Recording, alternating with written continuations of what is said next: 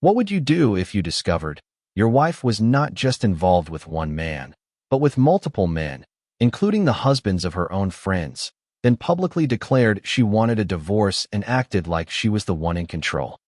My wife sat at home with her friends and said, "We decided it's time for me to divorce you." While they smiled with disdain, I asked, "So, none of you care that she's seeing your husbands?" She did it at Mark and Gina's house, right at the moment when everyone moved from the patio barbecue to the kitchen counter. Gina made a joke about marital math, and my wife Tara tapped her glass with a fork and announced loud and clear, "We don't do equality in our house. Jason even tries, but I'm the one who calls the shots on important decisions." She held the smile like it was a headline. I put my glass down. "If that's the case," I said to the room, "then I'm going to stop pretending I'm going to fix the sink tomorrow. You can approve that decision too." A slight chuckle rippled through the kitchen. Tara rolled her eyes and went for another skewer. "See, he gets defensive. It's cute for a minute." If I had known where that sentence would lead, I wouldn't have even wasted time on the sink or the joke. I didn't confront her there. I just took the empty tray, brought it to the counter, and finished cleaning while she reigned among her friends. On the way home, she looked out the passenger window, as if the darkness were more interesting than anything I could say. The silence didn't bother me. Back at our house, with the lights low, she took off her heels and picked up her phone. "We need to talk," I said. She didn't even look up. "About what?" "About you doing stand-up at our expense." She kept scrolling. "It was just a little joke. You take everything too seriously. You painted our marriage as a one-way street." "You know what, Jason?" she said, still looking at her phone. "That's how it really works." I leaned against the doorframe. "That's not how it's going to work." She finally looked up. "Or what?" I kept my voice neutral. "Or I changed the routine, the expenses, and the access to me. Schedule, content, everything. Being rude in public buys you distance at home. That's the rule." She let out a short, cold laugh. "You'll survive," I pointed to the dishes. "Tomorrow is your turn." She slowly put her phone down. "Are you angry?" "So, you're delegating tasks?" "What's going on?" "I'm not angry. I'm adjusting." "You like the microphone with an audience?" "I like clarity. Let's start there." She walked past me without a word. She brushed my shoulder as if I were in the way. The bedroom door closed. I stood in the hallway hearing the tone of a new rule being dismissed, equality or separation. She was going to test it, of course, and I was ready. The next morning, she moved around the kitchen with that cold efficiency women learn from magazines and certain friends who love to give advice. She left a cup in the sink without water, like a marker for someone who was going to fix it. "It's your turn," I reminded her. She kept walking. "I have an early meeting." "Me too." She stopped and gave a thin smile. "You'll be fine, so we're separated," I replied. I opened the dishwasher, put my plate in, turned it on, and left my cup to dry. I grabbed my laptop bag, locked my office door behind me, and sent a message to Mark. "I need to stop by before work. 10 minutes. He replied with a thumbs up. Tara noticed the locked door. When she came back for her keys, she jiggled the handle. "What's with this wall?" "Work calls require silence again," I said. She stared at me, as if that should embarrass me. It didn't. She left. I stopped by Mark's garage on the way to work. Mark is a warehouse manager, and he talks about life in terms of inventory. "Are you going to log what happened yesterday?" he asked, tossing me a rag. "I'm not writing a complaint," I said. "I'm writing a protocol. The next time she turns this into a stage, I'm unplugging the show. It means separate schedules, separate cars, separate plans.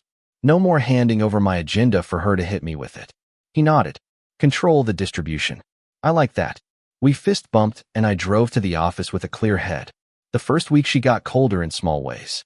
She stopped responding to messages about dinner and started coming home late without giving details. When I asked what was up, she was minimalist. "I went out with the girls." "Which girls?" "You don't know everyone." "I know enough to notice a missing name." She shrugged. That became her favorite posture. Shrugged shoulders, tilted chin, phone face down. At night, she'd get into bed like a roommate who hadn't paid rent again. On Friday, I got straight to the point. The kitchen clock ticked loudly between us. "I'm not going to be chasing after you," I said. "If you want distance, take it with honesty." She snorted. "There's the begging." Classic. That wasn't begging. Then what? Terms. I slid a notepad across the counter. "I'm setting my gym times earlier. I'll be home at 6 p.m. if there's a plan. If not, I'm having dinner with friends. I'm splitting our joint account into personal accounts and expenses. Your nights out aren't my expenses. She crossed her arms. You're being dramatic. I'm being organized. She pushed the notepad back with a finger. Do your systems. You're not asking for permission, and I'm not offering. I went to the garage and got a cooler.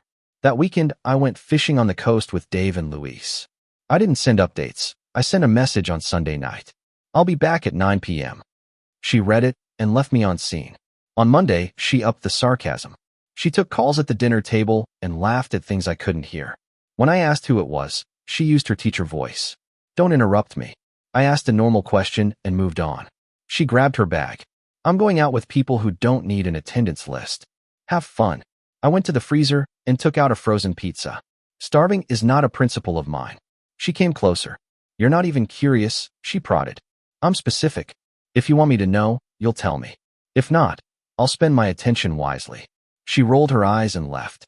I locked the door behind her. That sound felt like a line drawn with a thick marker. Later that week, at Gina's house again, Tara repeated the same act with a new twist. You know what Jason is good at? She asked the group. Trying. He has a disco vibe, always trying to fix things. Adorable.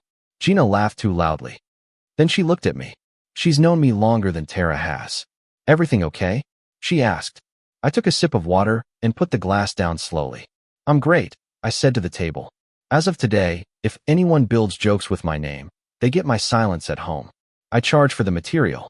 A small silence followed. Gina's husband held up his hands as if to say, not me. Tara bared her teeth. That's a threat. She poked. It's the price.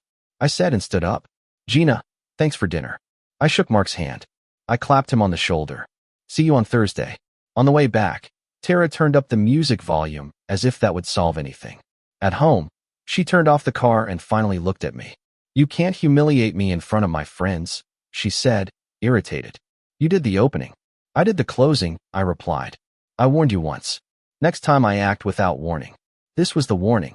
She shot a furious look. You think this is winning? I think it's respect. She stormed into the house. I spent an hour in the garage adjusting the lawnmower and letting that sentence sink into the rafters. The next morning, a softer move from her. She made coffee and left a cup next to my laptop. We got off track, she said. It's true. I'm stressed. Work is heavy. I didn't mean to be harsh. I don't care about the reason, Tara, just the behavior. She felt it, as if she'd heard that phrase in another context before. Okay, she said and came over to massage my shoulders. Can we start over? For now. Yes, same rules. She kissed my cheek and laughed at a little joke I made about my boss. For a whole day she behaved. She sent a picture of a sandwich she made and a note. Saved half for you.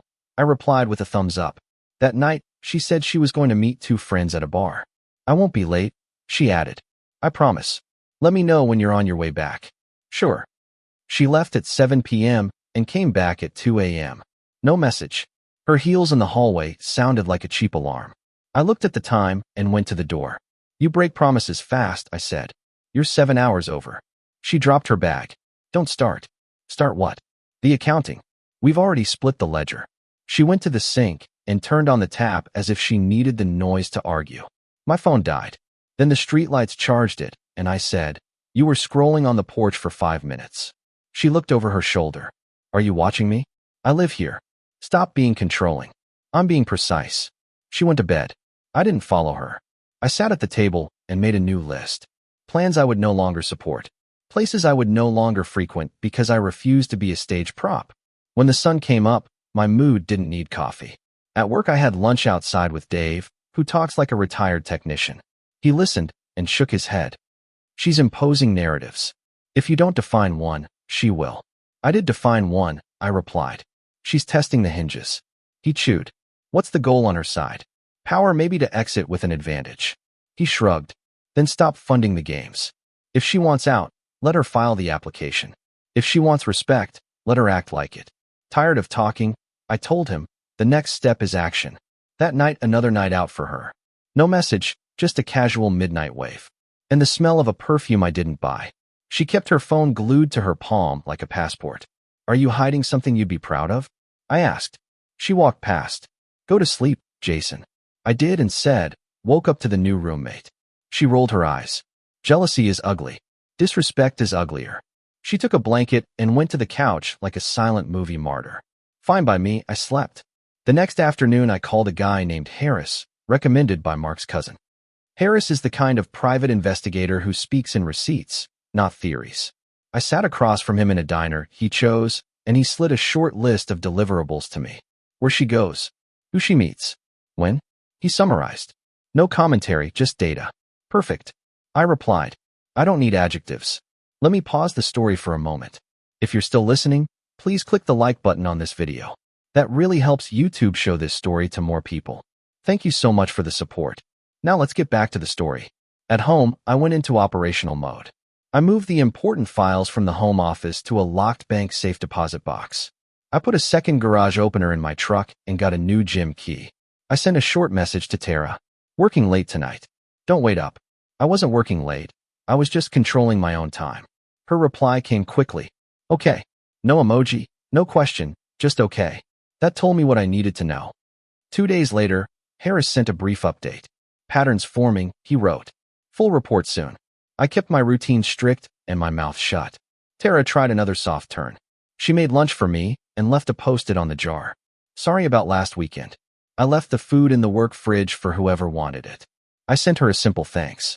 Nothing more. 3 days later, Harris called at 7 a.m. Ready. Go ahead. He laid it out firm and clear. Names, places, times. Not one, but several men in rotation, and the twist that hit me in the chest, but didn't stop me from breathing.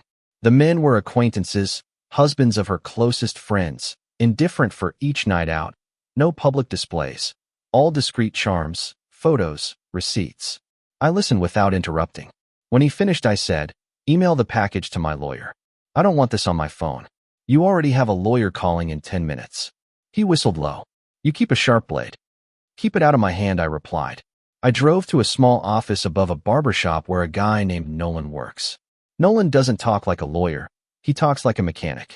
We're going to do this clean, he said. No fireworks, just signatures on a ready-made paper. If you show your cards too early, she'll detonate your image with her friends. Let me handle the paperwork. Disappear for a few weeks. Come back with the folder. The ground will be yours. I don't want to breathe the same air as her in that time. Then don't breathe, he said, sliding a to-do list across the table. You'll need a practical pretext. Work trip. Say 2 to 3 weeks. I'll rent a place on the other side of town. She doesn't need the address. Good. He looked at me. Are you sure you don't want to confront? More than sure. Tired of making speeches, he nodded. We'll file when you're ready. I rented a simple place in a different neighborhood. I paid monthly and called Dave and Luis. I told them what I knew. It was quiet. Dave swore under his breath and then controlled himself. You made the right call. Luis, who rarely speaks up, said, you can stay at my place if you need support. I'm good, I told them, but thanks. Show up at the crib. I want to play cards and not think. Bring the long stories, Dave said. We'll make fun of them like old times. At the rental, I set up a simple life. Air mattress the first night, then a decent bed, a folding table, 2 chairs, a frying pan, a coffee maker, work, gym, home, silence. I slept like the air had less gravity. The following weekend, the guy showed up. We had a barbecue on a small patio and laughed about the dumb things men talk about when they don't need to impress anyone. I told them everything, names, places, the rotation. Their faces went from shock to calculation. Mark showed up the following Sunday. He leaned against the doorframe, arms crossed. You're handling this with a scary calm, he said. I've already felt everything, I replied. Now I'm just acting. Are you going to tell Gina? No, I'm not the town crier. They'll find out what they need to when they need to. He exhaled. You were always the guy who did the right thing, even if it was boring. It pays better, I said. 2.5 weeks later, Nolan called. Folders are ready. He said, you can pick them up this afternoon. I picked them up at 4 p.m. Plain file folder, no drama. I sent a message to Tara. Coming home early tonight, we can talk. She replied in less than a minute. Finally, I felt nothing at that word. On the way back to the other side of town, I noticed the sun hitting the tops of the sycamore trees along our street. I parked in the garage, grabbed the folder, and went inside. They were all already sitting in the kitchen, Tara at the head of the table, her friends lined up like a jury. Gina looked tense, the others looked self-satisfied. Coffee cups, water glasses, phones face down like coasters. Tara pointed to a chair. Sit. I put the folder on the counter and pulled the chair out slowly. What's this? A book club. Silence from the left side. I watched eyes meet in that way people do when they've rehearsed lines and don't want to be the first. Tara sat up straight. We've talked, and she began. All of us agreed. It's time. This isn't working. Which part? I asked. The marriage or the speech you rehearsed? She ignored it. It's over, Jason. You can either sign a fair division or we can make it complicated. Gina didn't nod with the others. She was studying the table. Us? I asked. I let my gaze travel slowly down the line. Interesting term. Why if we're voting? I have a question for the jury. I looked each one in the eye. Do any of you object to your husband's being my wife's Thursday program? The room went from smug to paralyzed. I let the words hang in the air. Gina's jaw moved once and locked. Tara's face lost color without any fanfare. I took a thinner folder from inside the other and slid the printed photos across the table, like a dealer dealing cards. No commentary, no pointing. The images met the light. Gina grabbed one, looked, and pushed back from the table so hard the chair legs screeched on the floor. The woman to Tara's right, J.N., blinked rapidly. Another friend mumbled something that didn't reach the end. I leaned back, just trying to calibrate. I said, your ethics seemed pretty high a minute ago. Tara's voice came out small. Are you distorting? I didn't answer. I'm filing. I put the divorce proceedings on top of the photos. This is clean. You sign. I sign. We're done. You don't get a penny of mine and you're out tonight. The kitchen erupted. Not at me, but at Tara. A chorus of questions, accusations, denials, voices overlapping turning into shouting. I watched as if I'd bought tickets. Gina pointed at Tara's phone, demanding. Another friend insisted. There must be an explanation until she saw a photo that took explanations off the menu. Tara tried words like mistakes. Complicated. And it's not what it looks like. Those words failed like umbrellas in a gale. I didn't move. I let the storm blow. When the volume reached its peak, I stood up. I'm going upstairs, I said to no one in particular. Adjust the pointers on that sisterhood of yours. Upstairs. I got Tara's suitcases from the closet and put them on the bed. I packed quickly and organized. Clothes, shoes, toiletry bag, 3 pictures with photos face down and wrapped in bubble wrap, because I'm not a vandal. I took her spare keys and tossed them inside. I brought the suitcases to the top of the stairs and waited for a pause. When I went down to the main floor, the air in the kitchen had gone from attack to a stunned silence. The women had their phones in hand, texting their husbands, or not, burning the screen with their fingers. Tara was sitting with her head in her hands. She didn't look at me. I'm not your stage, I said, nor your audience, nor your safety net. I opened the front door, rolled her suitcases onto the porch, and let go of the handles. You're leaving. You're not coming back. You're not calling. You're not sending people. The house is mine. She continued to sit. Please, she managed to say. We can talk. You already had your conversation with a jury that didn't do its homework, I replied. We're done. Gina stood up shaking and grabbed her bag. I need to go, she said. To no one. She walked past me as if I were a piece of furniture and out the door one by one. The others followed, but not before each one gave Tara a look she'll remember longer than anything I could say. The last one stopped. You're cruel, she told me. I didn't answer. I'm finalized. She left. Tara was alone at the table, fingers laced at her temples staring at the wood. She didn't cry. I think she had no tears left. The room had drained them. I lifted the suitcase handles and stood them upright. She finally looked at me. I have nowhere to go tonight. You had options, I replied. You chose them. Now choose the other. Can I at least explain? You already explained. Repeatedly, in different parking lots. She flinched at that. I was wrong. I know, I said. And I'm not your rehab clinic. The door is open. Take your things. She stood up slowly. I need time. You had it, I replied. You spent it. She took the handles at the door, turned. You have no heart. I didn't correct her. I'm not in your game. I stepped to the side. She rolled the suitcases down the porch steps, as if the sound might make me change my mind. It didn't. A rideshare car arrived as if I'd called it earlier. She loaded the suitcases, said something to the driver, and didn't look back. The taillights disappeared at the end of the block. I closed the door and locked it once. Then twice. I put the folder on the entryway table and let out a breath. I went to the garage and stood there for a while with the smell of motor oil and cut grass. Then I sent a message to Nolan. She's gone. Papers delivered. Tell me where to sign. The reply came quickly. Tomorrow, 10 a.m. I poured a glass of water. I sat on the back steps and listened to the quiet neighborhood. I slept in my own bed like a man who'd paid a debt. The next few days passed lightly. I had breakfast without the scheduling of an argument. I went to work and did my job. I told my boss I'd resolved the situation at home and might be taking some half days. He shrugged and said, "Handle your business." Mark showed up with a tool I'd lent him months ago, put it on the floor, and studied my face. "You good?" "I'm better than good," I said. "I'm finalized." He nodded. Gina hasn't stopped pacing since that night, and he admitted, "She shouldn't be mad at me," I said. I didn't break anything that wasn't already cracked. Later that week, Dave and Louise came over. We sat on the patio. The air had that late summer weather with neighbors mowing lawns and kids on bikes. Dave slid a deck of cards onto the table. "So, champ," he said, "you planning on re-entering the market?" "Not this month," I replied. "I'm enjoying the silence." Louise smiled wryly. "Silence is underrated." We played until the mosquitoes suggested we go inside. That night, before bed, I put a new deadbolt on the side door and fixed the slow leak under the kitchen sink I'd been putting off because life had been too noisy. I stood up, dried my hands, and let out a laugh, remembering that original joke. Tara didn't write once. I think she understood the rule. Her friends didn't show up demanding anything. They were busy putting out their own fires. Rumors spread fast in neighborhoods like ours, but I don't feed gossip. When asked if everything was okay, I'd say, better than okay. Just that. The signing at Norman's office took 15 minutes. He turned the pages and I initialed where he pointed. "You came prepared," he said.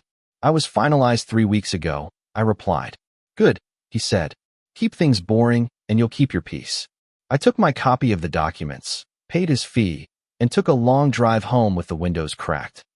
I drove past the park where Tara and I used to meet for runs on the weekends. Instead of remembering us, I just saw a clean path where I could run alone. That was less sad than I expected. A month later, with the paperwork complete, my house felt different without me having changed much, just a shift in the air. I bought a used truck from a private seller, cash, because I wanted something that didn't carry pieces of our old life. I put a second fridge in the garage and stocked it with the basics. On Fridays, the guys would come over. On Sundays, I'd take my nephew fishing. During the week, I made simple dinners that didn't require discussion to be eaten. People ask about happiness as if it's a product. Mine is a list of boring victories. I sleep, I work out early, I fix what breaks, and I don't engage in drama. When I think of Tara, it's not anger, it's inventory, signs, actions, consequences. She gave her respect to the public moment and the private rotation she thought no one saw. I gave my respect to the man in my mirror. 2 months after the last page was sealed, I ran into Gina at the grocery store. She looked tired. That human tired that follows a long personal audit. She put her card in the reader near the carrots and looked at me. "I owe you a thank you," she said. "For what?" "For not dragging me into anything. For not turning this into content." "I don't do content," I said. "I make decisions." Her mouth twitched a little. "We're working things out," she said. "It's not pretty, but it's honest." "Honesty is ugly before it's clean," I replied. She nodded and left with a slight wave. I watched her go and went back to choosing avocados like a grown man who cares about ripeness, not applause. A while later, I got an invitation to a minor league game from a woman in my building. Her name is Brooke. She lives 2 floors up. She talks about her father's workshop when she's nervous. I said yes because it seemed normal. We ate hot dogs and made fun of the horrible outfield defense, like 2 strangers who could be friends. She didn't ask about my past. I didn't offer. I walked her to her car and said, "This was nice, it was," she replied, and left it at that. I like that. I'm not looking for a fairy tale. I'm building a quiet, solid life that doesn't need accessories. The story people wanted of me crawling back or blowing up her phone didn't happen. The end of my marriage happened in a folder, inside a set of suitcases, on a porch, clean, cold, if you like that word, efficient, if you like the truth. If you're waiting for some forgiveness speech, learn from me. You can forgive standing up and keep walking. You can look at someone who treated you like bottom shelf, say no, and then act accordingly.